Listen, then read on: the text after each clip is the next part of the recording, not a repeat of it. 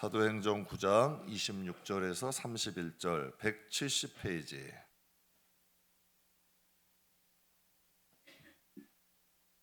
우리 다 찾으셨으면 우리 함께 봉독하겠습니다.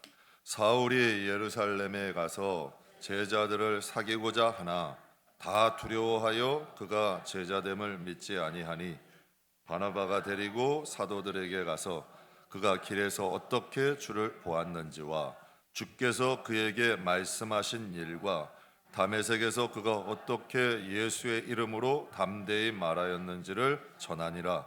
사울이 제자들과 함께 있어 예루살렘을 출입하며 또 주 예수의 이름으로 담대히 말하고 헬라파 유대인들과 함께 말하며 변론하니 그 사람들이 죽이려고 힘쓰거늘 형제들이 알고 가이사랴로 데리고 내려가서 다소로 보내니라. 그리하여 온 유대와 갈릴리와 사마리아 교회가 평안하여 든든히 서가고 주를 경외함과 성령의 위로로 진행하여 수가 더 많아지니라. 아멘. 우리가 31절의 말씀은 교회 다니는 분이라면 다 아는 말씀일 것 같아요. 그런데 오늘 말씀은 그렇게 되어진 배경에 대해서 말씀하고 있어요. 우리는 그 말씀은 다 좋아해요. 이 말씀이 되기를 원해요. 그런데 이 말씀이 되어진 배경이 있죠. 저는 오늘 여러분과 함께 추수감사절을 맞이해서 저는 이게 부흥이라고 생각을 해요. 부흥이 뭘까요? 부흥이 여러분 많고 풍성해지면 다 부흥인가요? 아니에요. 진짜 부흥은 쇠퇴한 것이 일어나는 게 부흥이에요.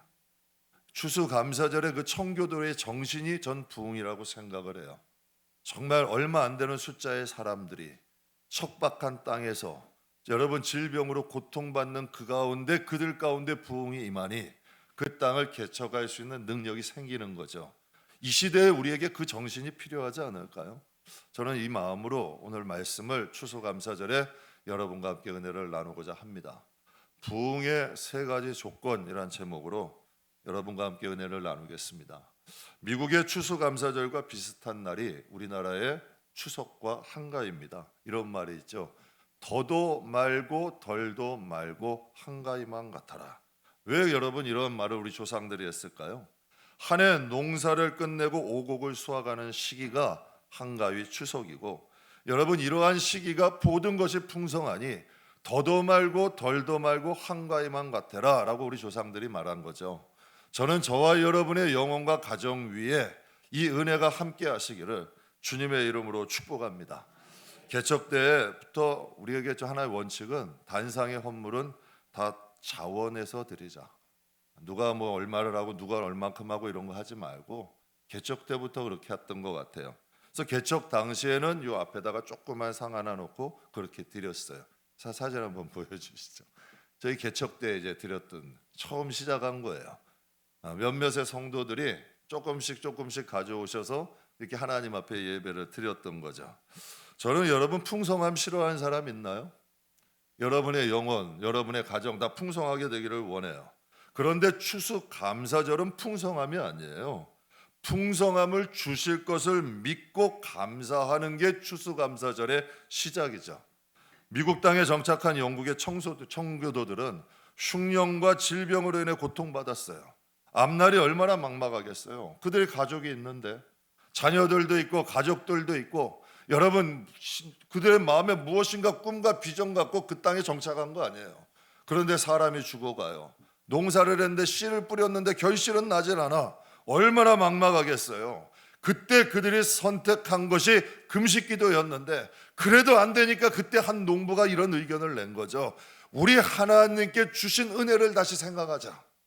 우리가 이것 안 된다고 이렇게 있을 때가 아니라 하나님이 우리에게 주신 은혜가 있을 것이 아니냐, 그것을 가지고 감사하자 하면서 그들이 하나님께 드렸어요. 근데 여러분 보세요. 척박한 땅에 흉년이 들었어. 그들이 드린 게 뭐가 변변한 게 있겠어요? 뭐가 제대로 된 게 있겠어? 그러나 그것을 모아가지고 하나님께 감사로 하나님께 예배를 드린 거죠. 그 감사가 바로 오늘날 미국이 있게 한 거예요. 여러분 성경에 보게 되면 오병이어의 기적이 있죠. 오병이어의 기적을 통하여 예수님의 말씀을 듣는 수많은 사람들이 배불리 먹고도 12바구니가 남았다 그랬어요. 그러면 그 오병이어의 기적이 어떻게 시작됐나요? 여러분, 예수님의 말씀을 들으러 간다 그랬더니 어린아이에게 어머니가 도시락 하나를 싸줬어요. 여러분, 이스라엘 가보시면 지금의 뭐 빈대떡 같은 그런 떡이 아니에요. 보리떡이 손바닥만한데 그것도 정말 먹기 힘들 정도로 딱딱해. 그리고 물고기 2마리라 그러니까 무슨 고등어, 갈치, 뭐 이런 꽁치 이렇게 생각하는데 천만에요. 이스라엘 가보면 밴댕이나 뭐 정어리나 요만해. 그거 2마리를 어린아이에게 어머니가 도시락으로 싸주신 거야. 그 가서 말씀 들으면서 너 이거 먹어 하고 싸주셨는데 그 어린아이가 보리떡 5개와 물고기 2마리를 헌신한 거야. 그랬더니 예수님이 거기에다가 축사하시고 그것을 통하여 그 수많은 사람들이 먹게 된 거죠.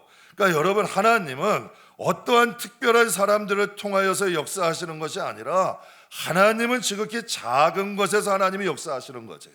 그 오병이어의 기적이라는 건 어떤 큰 부자가 위력한 사람이 한 것이 아니라 어린아이가 어머니가 싸준 그 도시락 하나를 헌신했는데 그것을 통하여 그곳에 있던 수많은 사람들이 배불리 먹고도 12바구니가 남은 거죠.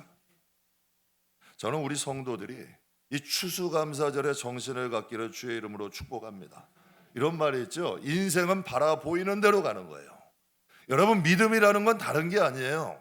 하나님이 믿음을 주시면 이전에 안 보이던 게 보이는 거야. 이게 믿음이에요. 다른 사람은 아니래. 이건 안 된대. 될 수 없대. 그런데 이상해. 이 마음에 하면 될 것 같아. 보이기 시작해. 희망이 보여. 여러분, 그때까지 금식하면서 힘들고 어려웠던 사람에게 한 농부에게 임한 거예요. 야, 우리가 어려운 것만 보지 말고 하나님이 신앙의 자유를 주셨잖아. 저 넓은 대지를 주셨잖아. 우리 지금 거기에 매몰되지 말고 이거 하나님 앞에 이거 좀 바라보면서 감사하자. 여러분, 인생 살면서 그런 거 느끼지 않아요? 정말 앞이 캄캄하고 막막해. 그런데 기도하는데 언젠가 모르게 여기서 물방울 하나가 올라오는 것처럼 소망이 올라와. 그럼 내 생각과 개념이 완전히 바뀌어버리는 거예요. 야, 하나님 이렇게 하면 될 수 있는 것 아니야? 깨달음을 주시는 거지. 그러니까 하나님께서 이 추수감사절은 하나님께서 주신 것을 감사하는 게 아니라 하나님이 앞으로 주실 것들을 감사할 수 있는 마음, 이 정신, 이게 추수감사절의 정신인 줄 믿습니다. 여러분, 할 수 없을 때에 드리는 감사, 그것이 바로 부흥 아닐까요? 그것이 바로 은혜 아닐까요? 그것이 부흥이 임하는 거죠. 부흥이라는 건 풍성하고 넉넉한 데가 아니라 정말 할 수 없이 쇠퇴해지고 힘든 가운데에 하나님의 은혜가 임하면 그것을 일어날 수 있는 부흥의 역사가 있는 거죠. 이게 감사절의 유래예요. 그래서 제가 오늘 설교를 준비하면서 그런 생각이 들더라고요. 야, 이 추수감사절은 부흥이다. 정말 일어날 수 없던 사람들이 일어난 거잖아요. 할 수 없는 일들이 이루어지는 것 아니에요. 그러니까 부흥이라는 건 쇠퇴한 것이 다시 일어나는 거야. 그래서 추수감사절의 유래는 땅의 기근이고 사람들은 질병으로 죽어갈 때 청교도들이 신앙 안에서 감사의 주간을 정하고 하나님께 감사하기 시작했을 때에 그들의 자손들이 바뀌잖아요. 그들만 바뀐 게 아니라 그들의 자손뿐만 아니라 그들의 후손들까지라도 바꿀 수 있는 감사의 능력이 있는 거죠. 저는 추수감사절의 정신이 부흥이라고 생각합니다. 저는 추수감사절을 통하여서 여러분의 영혼과 가정과 기업과 우리 교회 위에 하나님의 놀라운 부흥이 있기를 주의 이름으로 축복합니다. 우리나라 부흥의 시작이 언제였을까요? 많은 분들이 아시다시피 1907년 장대응교에서 시작되었다라고 말씀들을 하세요. 그러면 여러분, 그 교회 부흥은 어떻게 시작됐을까요? 그 교회의 리더였던 길선주 장로님이 일어나서 하나님 앞에 고백한 거예요. 예배를 드리는데 길선주 장로님의 마음 안에 예전에 친구 것을 도둑질했던 것이 생각난 거야. 그래서 이 길선주 장로님이 많은 1500명이 모였대요. 그게 쉬운 일이 아니죠. 1500명이 모인 사람 가운데 그가 일어나가지고 얘기하는 거예요. 여러분, 제가 아간입니다. 하나님이 나 때문에 복을 주지 못하시니 제가 하나님 앞에 회개합니다. 그랬더니 곳곳에서 다 일어나는 거예요. 아니, 나도 그랬습니다 하고서 회개 운동이 일어났는데 전 이상한 거지. 아니, 회개를 하는데 왜 부흥이 일어나냐는 얘기야. 그들이 회개했는데 그 부흥이 평양을 변화시켜 버려요. 나라를 변화시켜 버리는 거죠. 여러분, 그런 말이 있죠. 감사가 감사를 부른대요. 원망과 불평은 오히려 우리의 마음을 더 황폐하게 만들고요, 감사는 황폐한 것을 기름지게 만드는 거예요. 회개가 부흥을 가져와요. 감사가 감사를 가지고 오는 거죠. 이것이 성경이 말씀하시는 거예요. 이 동네에 평범한 음식점이 하나가 있어요. 나이 많은 아주머니가 환갑이 넘으시고 체격도 조그마하시고 얼굴도 이렇게 조그마하신 분이야. 제가 손님이 오셔가지고 한 번은 그 음식점을 가게 됐어요. 근데 마주할 때마다 인사를 하셔. 안녕하세요. 안녕하세요. 인사를 하시는 거예요. 그래서 맛있고 먹고 나왔는데 그때부터 나를 만날 때마다 안녕하세요. 안녕하세요. 제가 그 가게를 간 지 몇 달이 지났어요. 한 번 가가지고 몇 달이 지난 거예요. 그럼 뭐 왜 안 오세요? 이래야 되잖아. 다른 말은 안 해. 그냥 저 멀리서 봐도 안녕하세요. 한 번은 몇 달이 지나가지고 좀 미안한 마음이 들더라고. 인사는 계속 받는데 음식점은 안 갔잖아. 한 번은 저기서 오셔. 제가 도망을 갔다니까. 아니, 마주치면 또 인사하실 거 아니야. 그렇게 이 마음에 부담이 되더라고. 그래가지고 도망을 갔어. 근데 한 번은 음식점 갈 일이 딱 생겼어. 누구를 모시고 식사를 하러 가야 돼. 누구 얼굴이 떠올랐을까? 그분 얼굴이 딱 떠오르는 거야. 오늘은 무엇 먹으러 가자. 물어보지도 않았어, 손님한테. 거기를 가야 돼. 아니, 그렇게라도 해서 좀 가고 싶더라고. 여러분, 인사하는데 돈 들어요? 인사하는데 돈 드냐고. 그분은 인사 잘해서 오히려 그 가게가 잘 되더라고. 인사만 잘했는데도 손님들이 모이기 시작하는 거죠. 그러니까 부흥이라는 건 쇠퇴한 것이 다시 일어난다는 뜻이에요. 교회가 부흥되면 좋죠. 부흥은 좋은 거예요. 그런데 교회가 부흥하려면 성도가 부흥해야 되잖아요. 성도의 가정이 부흥해야 되잖아요. 성도가 부흥하지 않는 교회는 부흥할 수가 없는 거야. 그리고 몇몇 부자들로 인하여 부흥된다면 그건 하나님이 원하시는 부흥이 아니라니까. 진짜 하나님이 원하시는 부흥은 마음에 아프고 괴로운 사람, 삶에 문제가 있고 여러 가지 어렵고 힘들었던 사람들이 삶의 자리를 박차고 일어나는 것, 그들이 일꾼이 되고 그들이 삶의 문제가 해결되어서 교회가 함께 일어나는 게 진짜 하나님이 원하시는 부흥이죠. 이게 하나님이 교회를 세우신 목적 아닐까요? 저는 감사절을 맞이해서 쇠퇴한 것이 다시 일어나기를 바라요. 그러는 마음으로 부흥에 대해서 여러분이 함께 은혜를 나눌 텐데요, 본문 말씀 중심으로 부흥에 일어나는 조건이 있더라고. 부흥에 이르는 세 가지 조건이라는 제목으로 첫 번째는 평안해야 부흥이 올 수 있어요. 오늘 본문 말씀 보면 31절에 그리하여 온 유대와 갈릴리와 사마리아 교회가 어떻게 하여? 평안하여 든든히 서간다는 거예요. 그냥 되는 것이 아니라 유대나 사마리아나 갈릴리 교회들이 평안하니 든든히 서간다는 거죠. 평안하니까 주를 경외하는 자들이 있게 되고 교회도 든든히 서가게 돼요. 한경진 목사님이 한국교회 많은 주의 종들도 존경하는 분인데 손자 같은 후배들을 다 몰아놓고서 이제 유언처럼 하신 말씀이 있어요. 손자 같은 이제 주의 종들 모아놓고 이런 말씀하셨대요. 교회는 싸우지만 않아도 부흥한다. 그러니 절대로 교회 싸우게 하지 마라. 여러분께 하나 여쭤봐요. 싸우는 교회 가고 싶어요? 아니, 지금 내 머리도 복잡한데 싸우는 걸 어떻게 가겠냐는 얘기야. 그렇다면 사나운 사람들이 많은 교회 가고 싶어요? 가기만 하면 째려보는데. 그러니까 우리 교회들도 그렇더라고. 부지런히 데워내는 사람들이 있어. 근데 부지런히 쫓아내는 사람들도 있어. 아니, 부지런히 데려다 놓으면 데려오지를 못했으면 좀 잘 해줘야지. 부지런히 데려오는 사람이 있고 부지런히 쫓아내는 사람이 있다니까. 그럼 여러분, 교회에 사나운 사람들이 많으면 그 교회에 가고 싶냐는 얘기야. 저도 안 가고 싶어요. 모임들이 있어도 평안한 곳 가고 싶지. 여러분, 좀 평안하고 좀 좋은 모임 가고 싶지, 싸나운 사람 있고 싸우는 곳은 가고 싶지 않죠. 그러니 교회는 어떻게 해야 돼요? 일단 평안해야 돼요. 일단 편안해야 돼. 가서 여러분, 우리 영혼도 마찬가지 아니에요? 우리 영혼도 편안해야 부흥이 임하는 거야. 마음이 전쟁터야. 원망, 불평, 늘 풍랑 있는 바다가 와. 그런데 어떻게 하나님이 부흥을 주시겠어요? 마음이 먼저 평안해야지. 그러니 우리의 마음이 평안할 수 있도록 그 마음을 다스릴 줄 알아야 가정에도 하나님의 은혜가 임하는 거야. 남편은 아내 보면 뭐라 그러고, 아내는 남편 보면 맨날 뭐라 그러고, 부모는 맨날 자식 구박하고, 자식은 부모한테 늘 원망이고, 그 가정이 제대로 서가겠냐고. 여러분, 마음이 평안할 때에도 부흥이 임할 수가 있는 거죠. 마음을 성경에서 보면 이런 말씀이 있어요. 마음을 다스리는 자가 성을 빼앗는 자보다 어떻다? 여러분, 성을 빼앗는다는 것은 능력이 있잖아요. 근데 왜 마음이 다스리는 게 더 중요할까? 제가 이 말씀을 생각해 봤어요. 아니, 성을 빼앗는 게 얼마나 커요. 성을 점령하는 건데.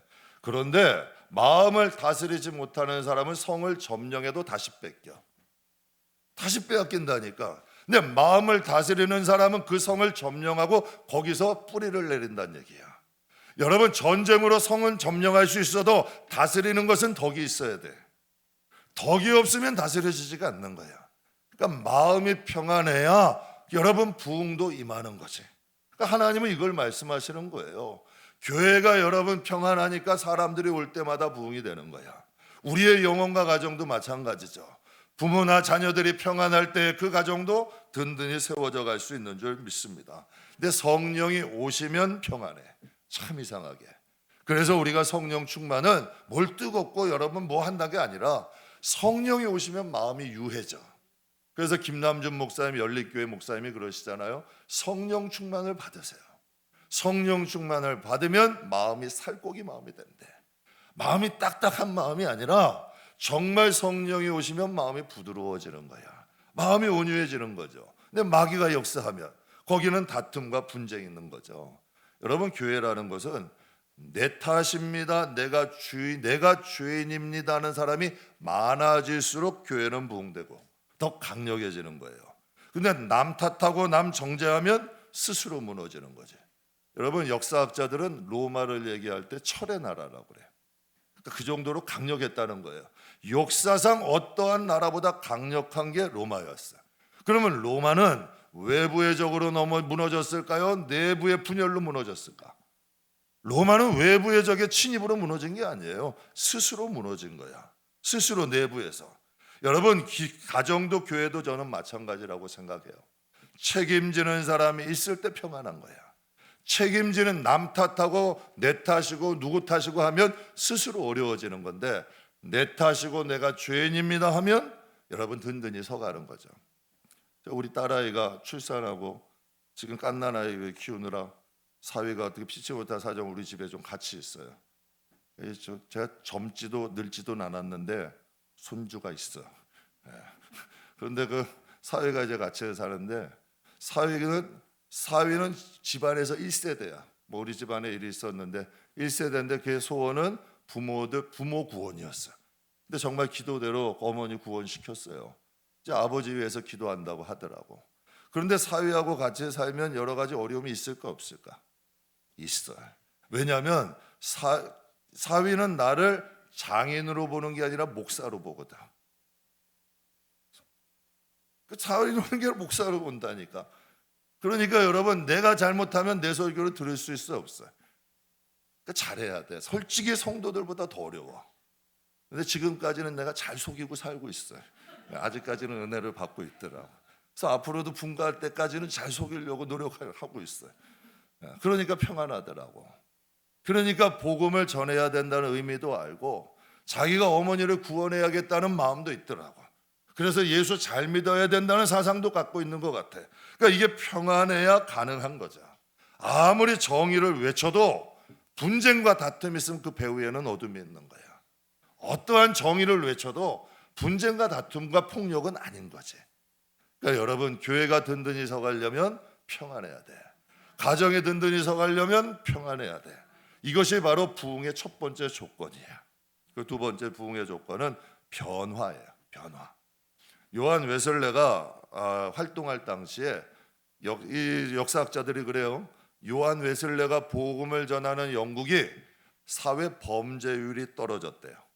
사회 범죄율이. 근데 우리나라도 가만히 한번 보세요. 복음화율이 높은 지역일수록 잘 살아. 복음화율이 높은 지역일수록 범죄율이 낮아. 복음화율이 높은 지역일수록 또 복지시설이 잘 돼 있어요. 김포가 예전에는 복음화율이 5%였어요. 근데 지금 복음화율이 자꾸 올라가잖아. 저는 이전보다 더 나아지리라고 생각해. 이상하게 복음화율이 높아질수록 나라도 조금씩 달라지는 것 같아. 왜 이런 일이 있느냐면 마태복음 5장 16절에 이런 말씀이 있어요.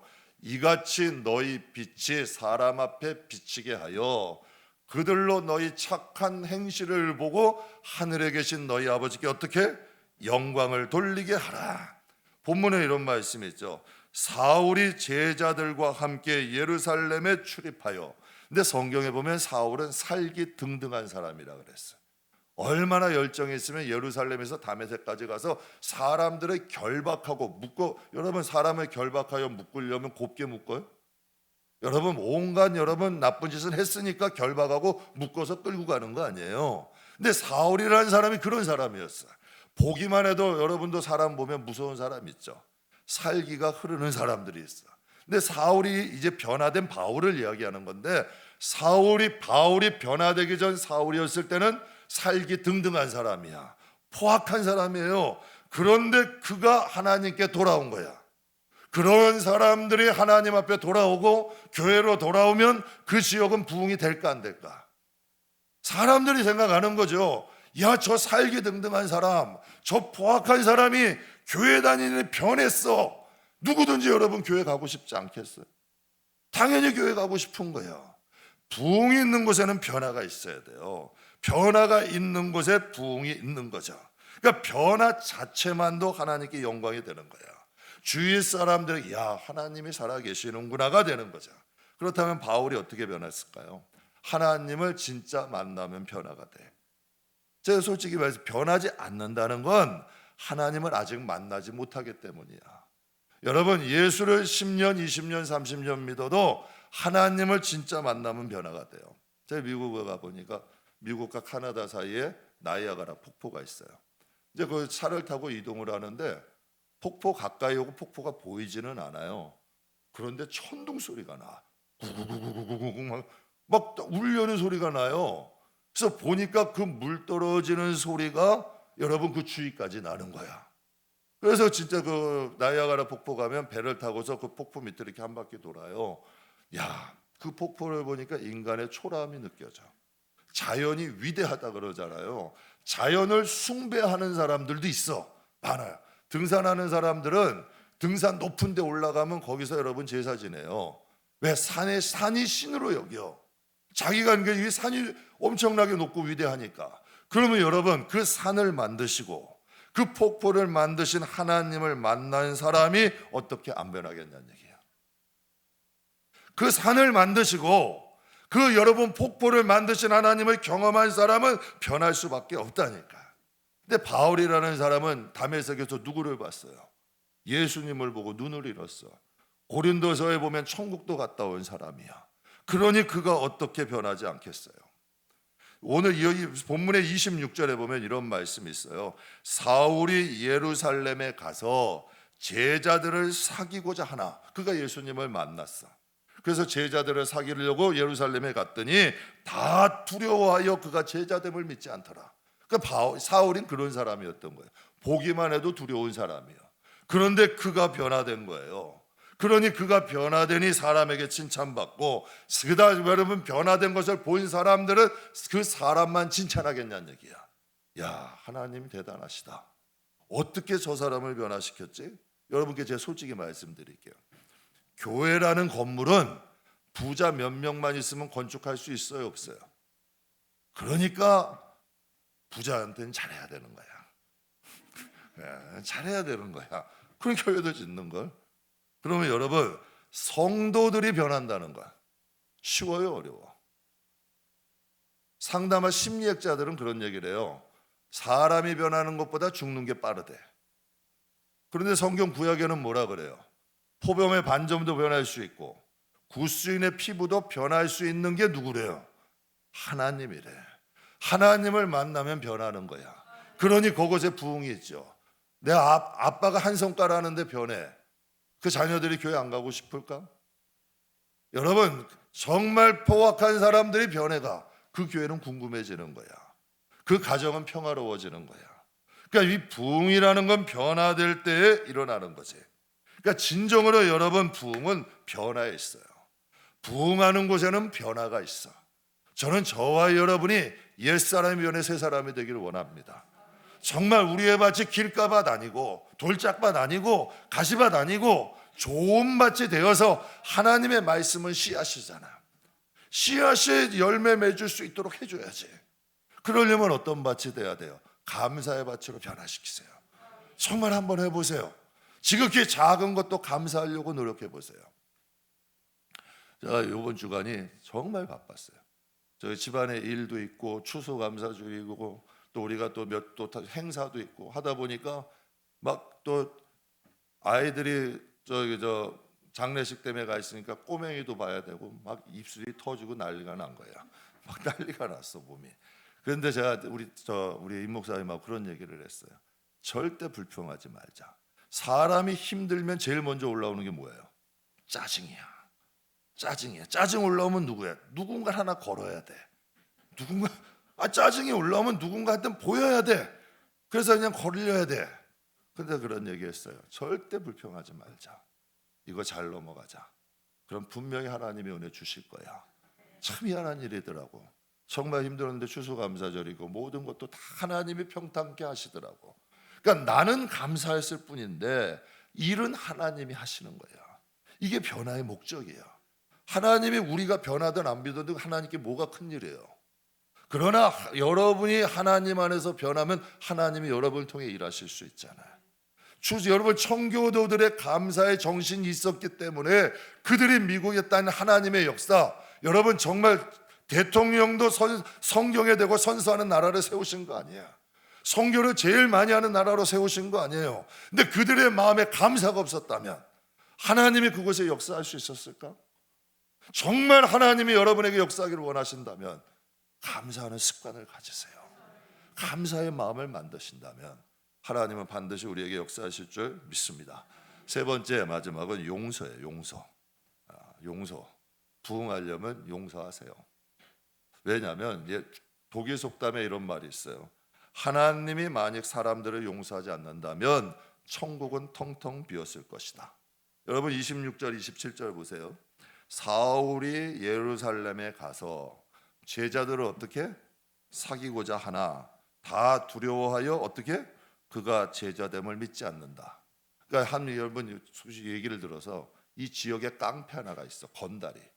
그런데 예수를 믿겠다고 찾아왔어. 그러면 여러분 어떻게 하실래? 예수 믿는 건 잘하는 일인데 저 옆교회 가시라고. 우리 교회는 옆교회 그런 마음 없겠어. 한 번은 제가 개척할 때 어떤 분이 부활절 예수를 믿던 분이야. 예수를 믿던 분인데 이제 제가 예전에 교회에 있던 일인데 교회를 딱 가는데 부활절이 있더래. 근데 예수 믿던 게 생각난 거야. 근데 이분이 밤새도록 술을 먹었어. 여기는 담배갑이 하나 꽂혀 있어. 꼴초야. 그러면 이분한테 뭐가 냄새가 나는 거야? 담배 냄새, 술 냄새 나는 거야. 근데 부활절에 예배 드리겠다고 찾아왔어. 홍해가 갈라지더라고. 그분의 주위에는 사람이 없어. 샥 갈라지는 거야. 여러분 그러면 돼요, 안 돼요? 코를 막고라도 좀 있어야지. 근데 요즘 똑같은 거예요. 지금 바울이 왔더니 홍해 갈라듯 가려지는 거야. 사람들이 다 도망가 버린 거예요. 근데 27절 한번 보면 바나바가 데리고 누구에게 가서 그가 길에서 어떻게 주를 만난 것과 주께서 그에게 말씀하신 것과 다메섹에서 그가 어떻게 예수의 이름으로 담대히 말하였는지를 어떻게 했다? 바나바라는 사람이 나서서 중보해 주는 거야. 그가 어떻게 하나님을 만났고 어떻게 말씀 들었고 그가 어떻게 예수 이름을 전했는지를 그 사람들에게 바나바라는 사람이 알려준 거예요. 그랬더니 31절에 뭐래요? 그리하여. 그래서 31절에 복이 오는 거예요. 사람들은 그냥 오는 줄 알아. 바나바라는 사람이 그런 일들이 그 초대교회에 일어나니까 유대와 갈릴리와 사마리아 교회가 평안하고 든든히 서가고 구원받고 구원받는 사람들이 더 많아지는 역사들이 일어나는 거죠. 그래서 그 교회에 봐보면 새신자반을 바나바반이라 그래요. 그래서 바나바반이라 그러고 새신자 여러분 하는 위원들을 바나바라 그래. 그래서 성도들이 오면 바나바 한 명씩을 붙여주는 거야. 그래서 바울과 같은 역할을 하라는 거예요. 이 바나바와 같은 역할을 해서 사울이 바울 될 수 있도록 도와주라는 거지. 그렇다면 천국에 가면 바울이라는 열매는 누구 거야?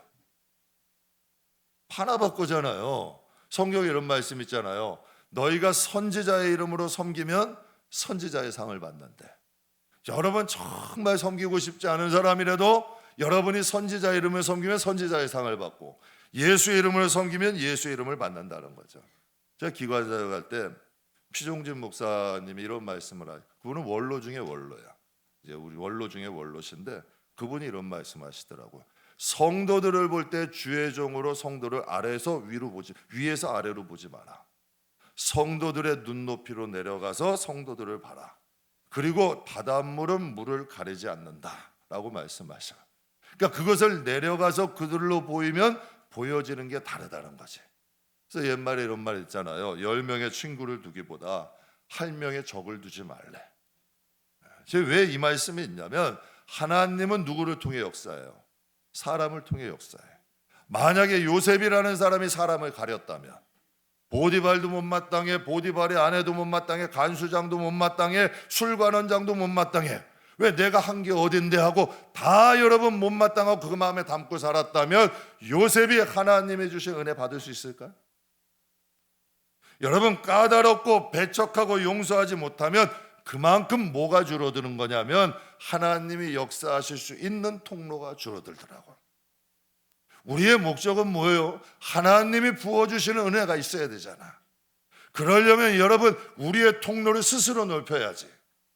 여러분의 영혼을 사랑하고 여러분의 가정을 사랑하고 여러분이 진정 하나님의 교회를 사랑한다면 여러분의 통로를 넓히셔야 돼요. 저 결포 운동장에서 이제 목사님들하고 가끔 축구를 해요. 이제 운동을 좋아하다 보니까. 그럼 거기는 벌판이야. 그럼 바람이 불잖아요. 축구라는 운동은 한 코트당 이제 고정인 코트로 뛰는데 이 골대를 받고, 그런데 바람이 부는 날은 여러분 바람을 등지고 해. 그러다가 여러분 골대를 바꾸면 바람을 맞서서 해야 되는 거예요. 그러면 어떤 게 운동하기 쉬울까? 바람을 등지면요, 웬만하게 못 차는 사람도 바람이 영향으로 볼이 세게 나가. 그런데 바람을 앞으로 맞고서 하면 아무리 잘 차는 사람도 다시 돌아와. 그게 힘든 거지. 뛰어가도 자꾸 막혀. 그러니까 여러분 축구라는 운동을 하려면 어떻게 해야 돼?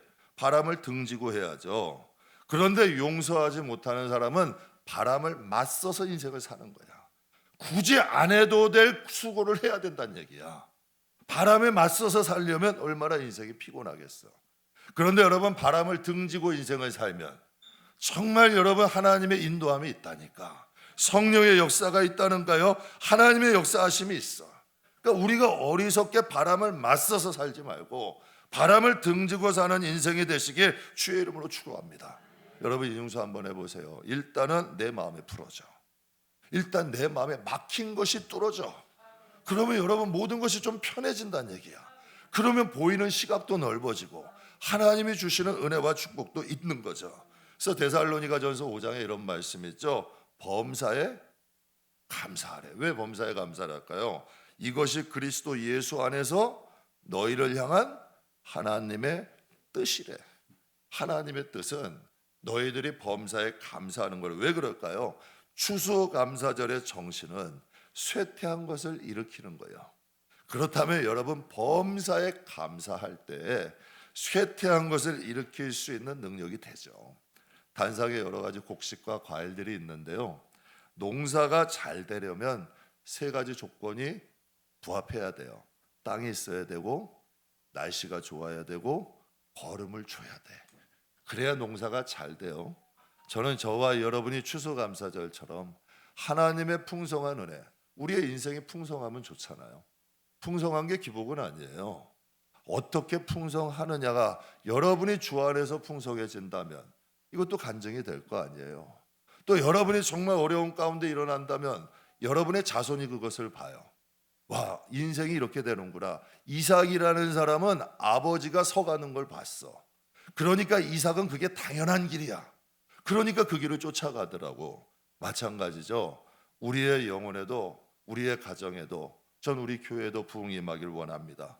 그러려면 평안을 추구하세요. 변화를 추구하세요. 그리고 용서하세요. 저는 감사절을 맞이해서 쇠퇴한 것이 일어나기를 원합니다. 정말 기대되잖아요. 농사하는 농부가 여러분 봄에는 이 열매를 바라보는 게 아니잖아요. 그러나 열심히 땅을 가고 기경하면서 가을의 추수를 바라보고 나갈 때 그 열매를 맺히지 않겠어요? 추수감사절의 정신은 쇠퇴한 것이 일어나는 거예요. 여러분의 영혼을 일으키세요. 여러분의 가정도 일으키세요. 또 하나님이 여러분에게 주신 기업도 정말 그것도 일으킬 수 있는 하나님의 부흥의 은혜가 여러분의 영혼과 가정 위에 함께 하시기를 주의 이름으로 축복합니다.